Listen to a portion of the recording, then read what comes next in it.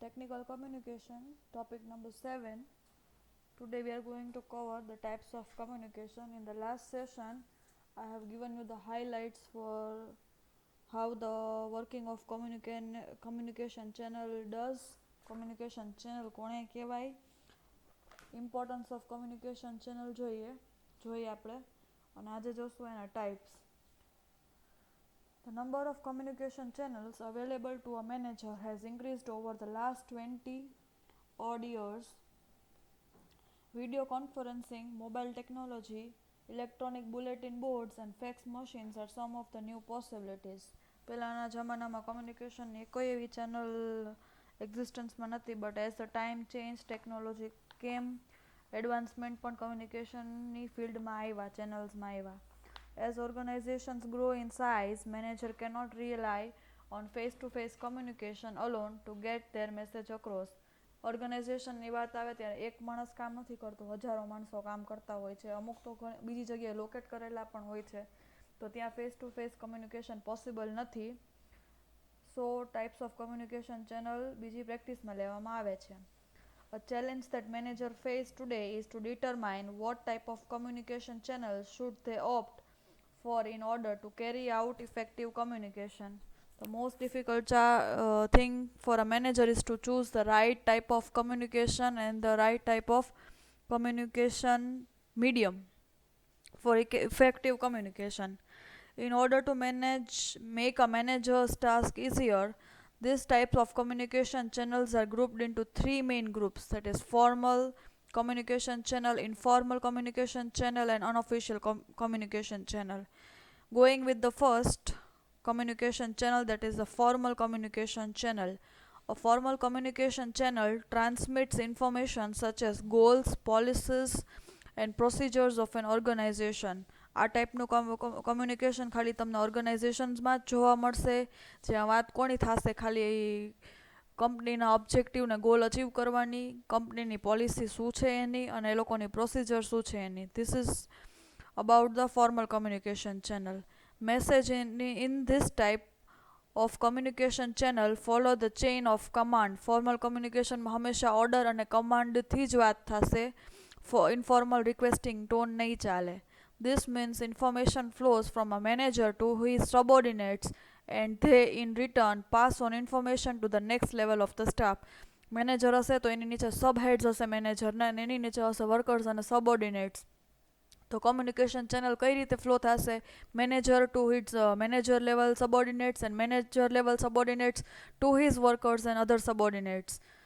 Example, a formal communication channel is a company's newsletter. જ્યારે એકસાથે બધા સ્ટાફને જાણ કરવાની હોય, નોટિસ બોર્ડ ઉપર newsletters or circulars, notices લગાડવામાં આવે છે, જેથી કરીને each and every employee of the company or organization goes through that thing, which gives the employees as well as the clients a clear idea of company's goals and vision. તમે જોશો, તમે ક્યારે પણ કોઈ પણ MNC વિઝિટ કરી હશે તો ત્યાં એના ઓફિસ જ્યાંથી સ્ટાર્ટ થાય ત્યાં અલગ અલગ જગ્યાએ એના વિઝન, મિશન, ગોલ્સ, એના અચીવમેન્ટ્સ, અવોર્ડ્સ બધું પોસ્ટ કરેલું હશે. શું કામે? જેથી કરીને એના workers as well as the clients who visit the offices, they get a clear idea about the company. It includes the transfer of information with regard to memoranda. Memoranda આપણે બધાએ વર્ડ સાંભળ્યું છે, મેમોરેન્ડમ ઓફ એસોસિએશન, પણ અહીં એસોસિએશનની વાત નથી થતી. Memoranda means giving clear cut instructions or things listed in a paper. Reports, direction and schedules, meetings in the chain of command. Suppose આજનું કંપનીનું શેડ્યુલ છે કે meeting at 10 PM for the entire staff of HR department, તો જાણ કઈ રીતે કરવામાં આવી? તો કે એક નોટિસ ઇસ્યુ કરીને, એક કમાન્ડ દઈને. A business plan, customer satisfaction survey and annual general report, employers manual, review meetings are all formal communications. જે લાસ્ટમાં તમને દેખાડ્યા એ બધા એક્ઝામ્પલ્સ છે ફોર્મલ કમ્યુનિકેશન ચેનલના. Going with the next, informal communication channel. Informal કોણે કહેવાશે? કે જે કમ્યુનિકેશન ઓફિસની બહાર થાય છે, કેઝ્યુઅલી થાય છે, ફોર્મલી નથી થતું, અહીંયા કોઈ જાતનો કમાન્ડ ઓર ઓર્ડર દેવામાં નથી આવતો, તમે એને ઇન્ફોર્મલ કમ્યુનિકેશન કહી શકશો. Within formal working environment, there always exists an informal communication. કહેવાનો મતલબ એમ કે ઓફિસની અંદર જેટલા એમ્પ્લોઈઝ એકસાથે જે વાત કરે છે એ ફોર્મલ કમ્યુનિકેશન નથી કરતા બટ ઇન્ફોર્મલી કરે છે. This type of communication channel May disturb the chain of command. જ્યારે ફોર્મલ કમ્યુનિકેશન એક્ઝિસ્ટ નથી કરતું ત્યારે ચેઇન ડિસ્ટર્બ થાય છે કમ્યુનિકેશન ચેનલની અને કમાન્ડનું નથી સપોર્ટ કરતું. A good manager need find place between formal and informal communication. કોઈ પણ કંપનીનો ગુડ મેનેજર હશે, એફિશિયન્ટ ઇફેક્ટિવ મેનેજર હશે તો એને ફોર્મલ કમ્યુનિકેશન અને ઇન્ફોર્મલ કમ્યુનિકેશનનો ગેપ સારી રીતે ફૂલફિલ કરતા આવડતો હશે.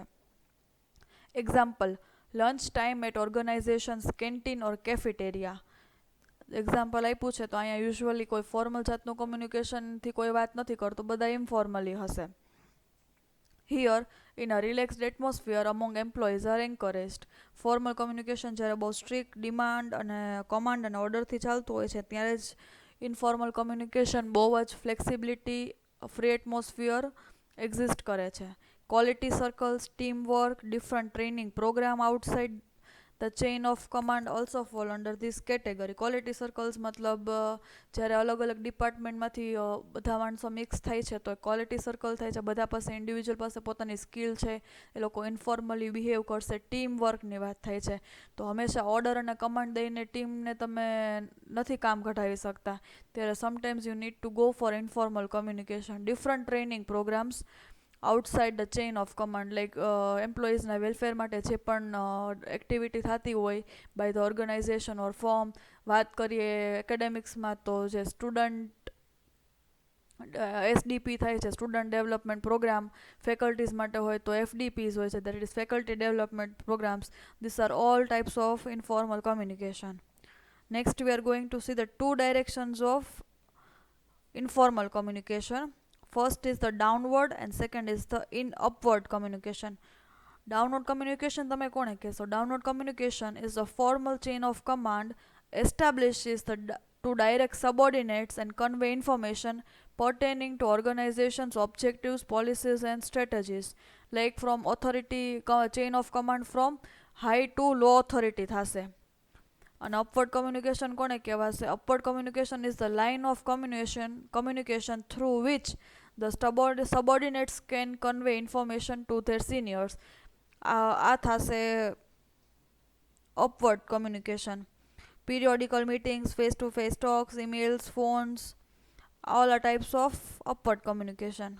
Here you can see in front of you there has been displayed a chart. One shows the downward communication. તમે જોઈ શકો છો એક જ સિંગલ વ્યક્તિ છે હાયર ઓથોરિટીએ, પછી એના અંડરમાં છે એના મેનેજર્સ અને મેનેજર્સ, પછી આવે છે સબોર્ડિનેટ્સ ઓર વર્કર્સ. તો ડાઉનવર્ડ કમાન્ડ થયું. અપવર્ડની વાત થઈ ક્યારે? તો જ્યારે વર્કર્સ સબોર્ડિનેટ્સ છે એની હાયર ઓથોરિટી એટલે કે મેનેજર્સને કમ્યુનિકેટ કરે છે અને મેનેજર કોને કમ્યુનિકેટ કરશે? તો કે હાયર ઓથોરિટીને. That is upward communication. Next we are going to see the difference between the upward communication and downward. Meaning જોઈએ upward નો. Upward communication is the line of communication through which subordinates can convey message to their seniors. આપણે જોયું ગયા પિક્ચરમાં જે left side right hand side ઉપર હતું, information flow from down to up થશે એટલે અપવર્ડ કમ્યુનિકેશન. ડાઉનવર્ડ કમ્યુનિકેશનનો મિનિંગ જોઈએ. Downward communication is the formal chain of command established to direct subordinates and convey information pertaining to objectives and policies. Next is nature. Upward communicationમાં nature કેવું હશે? પાર્ટિસિપેટિવ અને અપિલેટેટિવ. અપિલેટેટિવ મતલબ appeal કરવી. પાર્ટિસિપેટિવ મતલબ બધાને પાર્ટ લેવા માટે બૂસ્ટ કરે, એન્કરેજ કરે. જ્યારે ડાઉનવર્ડમાં શું હશે? ઓથોરિટેટિવ એન્ડ ડાયરેક્ટિવ. ઓથોરિટેટિવ મતલબ અહીંયા હાયર ઓથોરિટી ઓર્ડર આપે છે, કમાન્ડ આપે છે અને ડાયરેક્શન આપે છે વર્ક કરવા માટેનું. નેક્સ્ટ છે ફ્લો. ફ્લો કેવો રહેશે અપવર્ડમાં? સબોર્ડિનેટ ટુ સુપિરિયર રહેશે. અને જ્યારે ડાઉનવર્ડ કમ્યુનિકેશનની વાત આવે તો ફ્લો હશે સુપિરિયર ટુ સબોર્ડિનેટ. પર્પઝ જોઈએ. પર્પઝ શું છે અપવર્ડનો? To make complain or appeal, give feedback and suggestion. જ્યારે પણ વર્કર્સની કોઈ ડિમાન્ડ હશે એના મેનેજરથી ઓર કંપનીથી તો એને અપીલ કરશે, કંઈક એને પ્રોબ્લેમ હશે તો કમ્પ્લેન કરશે, પછી ફીડબેક આપશે અને સજેશન આપશે. જ્યારે ડાઉનવર્ડ કમ્યુનિકેશનમાં શું થશે? To give orders, instruction, advice or assign responsibilities. Speed, તો કેવું રહેશે કમ્યુનિકેશનમાં? સ્પીડ અપવર્ડમાં સ્લો રહેશે, ડાઉનવર્ડમાં ફાસ્ટ રહેશે. ફ્રીક્વન્સી કેવી હશે? ફ્રીક્વન્સી લો હશે અપવર્ડમાં, અને ડાઉનવર્ડમાં થોડીક ફાસ્ટ હશે, because there is only single person to give orders, give commands and everything. Frequency જોઈએ. ફ્રીક્વન્સી કેવી રહેશે? તો કે અપવર્ડ કમ્યુનિકેશનમાં લો રહેશે, ડાઉનવર્ડમાં હાઈ રહેશે, કમ્પેરેટિવલી હાઈ. એક્ઝામ્પલ્સ જોઈએ આપણે અપવર્ડના: રિપોર્ટ્સ, ડાયરેક્ટ લેટર્સ એન્ડ પ્રપોઝલ્સ. અને ડાઉનવર્ડમાં કેવા હશે? સર્ક્યુલર્સ અને નોટિસીસ. So this is the clear difference between upward communication and downward communication in detail. You need to remember it carefully. Next we are going to cover is the unofficial communication. This is the third part of communication channel. આગળ આમાં જોઈએ. The unofficial communication in an organization is the organization's grapevine. ગ્રેપવાઇન મતલબ ક્લસ્ટર્સમાં જ્યારે communication થતું હશે group two group, એને ગ્રેપવાઇન communication કહેવામાં આવશે.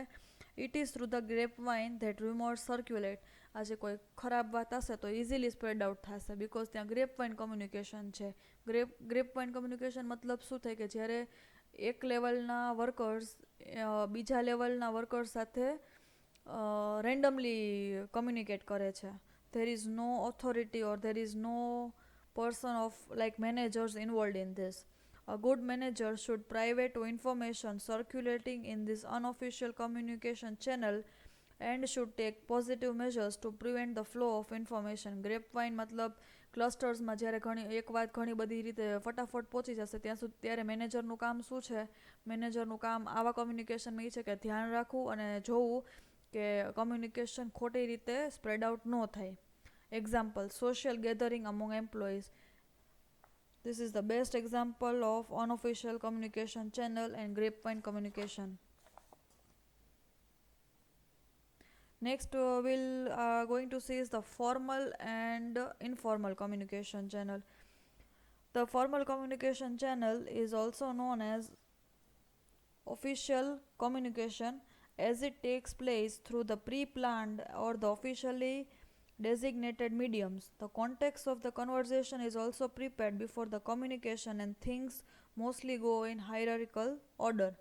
ફોર્મલ કમ્યુનિકેશન છે એ ઓફિશિયલ કમ્યુનિકેશન જેવું જ છે, અને ઇન્ફોર્મલ છે એ ગ્રેપવાઇન કમ્યુનિકેશન જેવું છે.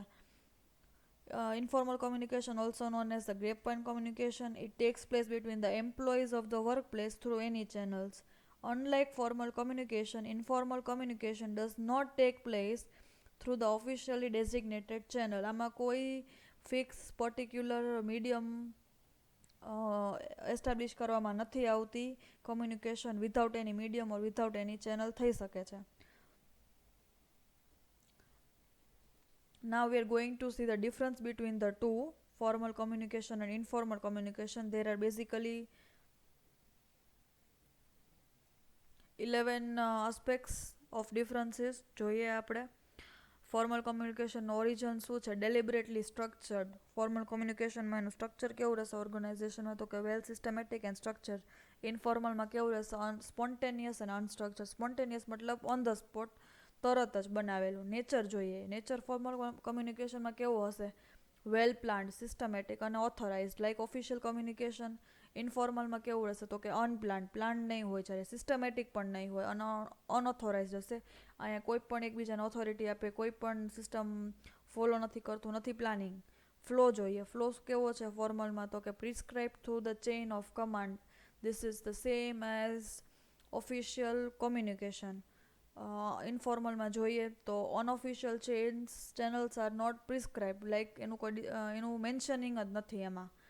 પછી છે ફ્લેક્સિબિલિટી. તો ફોર્મલ કમ્યુનિકેશનમાં કેવું હશે? રિજિડ હશે. શું કામ રિજિડ હશે? એનું કારણ કે ઓલરેડી નેચરમાં એ ઓથોરાઇઝડ અને ઓટોક્રેટિવ છે. જ્યારે ઇન્ફોર્મલમાં વાત આવે તો ફ્લેક્સિબલ હશે, બિકોઝ અહીંયા કોઈ ઓથોરિટી એક્ઝિસ્ટ નથી કરતી. નેક્સ્ટ છે ઓથોરિટી. આપણે જોઈએ ઓફિશિયલ ચેનલ કહેવામાં આવે છે ફોર્મલ કમ્યુનિકેશનને, અને ઇન્ફોર્મલની વાત આવીએ ત્યારે ઇનઓફિશિયલ છે એ ઓથોરિટીમાં. પર્પઝ જોઈએ. ફોર્મલ કમ્યુનિકેશનનો પર્પઝ શું છે? To achieve business objective.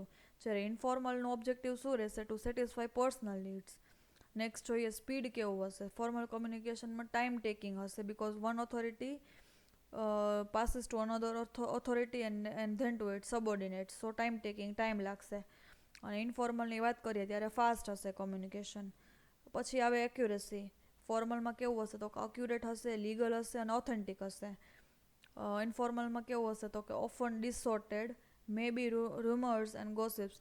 અહીંયા જ્યારે કોઈ ઓથોરિટી પ્રિવેલ નથી કરતી, આ લોકો વચ્ચે નથી ઓથોરિટી, તો કમ્યુનિકેશન કેવું હશે ડિસોર્ટેડ, મતલબ શોર્ટ કરેલું નહીં હોય. રૂમર્સ એટલે કે ફેક ન્યૂઝ હશે અને ગોસિપ્સ હશે. વાત કરીએ ફોર્મની તો ફોર્મલમાં કેવું રહેશે તો કે ઓરલ અને રિટન હશે. ઇનફોર્મલમાં તો કે યુઝ્યુઅલી ઓરલ હશે, બિકોઝ અહીંયા તમારે કોઈને કમાન્ડ કે ઓર્ડર પાસ નથી કરવાનો. The last you can see is can be traced and ઇનફોર્મલમાં કેનોટ બી ટ્રેસ્ડ. ટ્રેસ્ડ ફોર્મલમાં શું કામ કરવામાં આવે? Because there is only one person to give authority, practice chain of command. અને ઇનફોર્મલમાં કેનોટ બી ટ્રેસ્ડ બિકોઝ અહીંયા કોણે ગોસિપ ફેલાવ્યું, કોણે રૂમર સ્પ્રેડ કર્યા એ કોઈને નથી ખબર પડવાની. સો this is the clear cut differentiation between the formal and informal communication. Thank you.